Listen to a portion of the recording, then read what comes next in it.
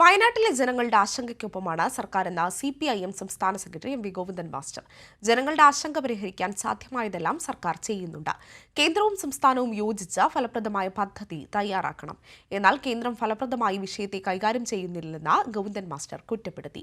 പ്രതിഷേധത്തിന്റെ മറവിൽ തെറ്റായ പ്രവണതകൾ ഉണ്ടാകുന്നുവെന്നും UDF രാഷ്ട്രീയ മുതലെടുപ്പിന് ശ്രമിക്കുന്നുവെന്നും അദ്ദേഹം പറഞ്ഞു. അത് ജനങ്ങളുടെ പ്രതിഷേധമാണ്. ആ ജനങ്ങളുടെ പ്രതിഷേധം കണക്കിലെടുത്തുകൊണ്ട് കേന്ദ്ര സംസ്ഥാന ഗവൺമെൻറ്റുകൾ കൂട്ടായിട്ടുള്ളൊരു നീക്കം നടത്തിയാൽ മാത്രമേ ഈ മലയോര മേഖലയിലുള്ള ഇത്തരം പ്രശ്നങ്ങൾക്ക് പരിഹാരം കാണാൻ സാധിക്കുകയുള്ളൂ. എന്നാൽ ഇതിൻ്റെ മറവിൽ ചില ശക്തികൾ ഡെഡ് ബോഡിയും കൊണ്ട് പ്രശ്നങ്ങൾ ഉണ്ടാക്കാൻ വേണ്ടിയിട്ട് നടക്കുന്ന ഒരു സാഹചര്യമുണ്ട്. അത് യഥാർത്ഥത്തിൽ ബോധപൂർവമായിട്ടുള്ളൊരു ഇടപെടലാണ്.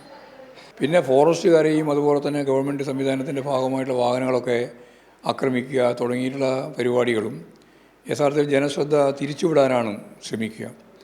യഥാർത്ഥത്തിൽ ഈ പ്രശ്നം വളരെ സീരിയസ് ആയിട്ടുള്ള പ്രശ്നമാണ്. ആ പ്രശ്നം പരിഹരിക്കുകയും ചെയ്യേണ്ടതാണ്.